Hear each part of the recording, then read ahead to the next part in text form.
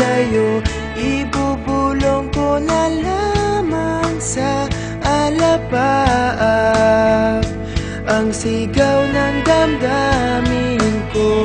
Sulyapan mo lang sana ang langit, baka sakaling marinig ng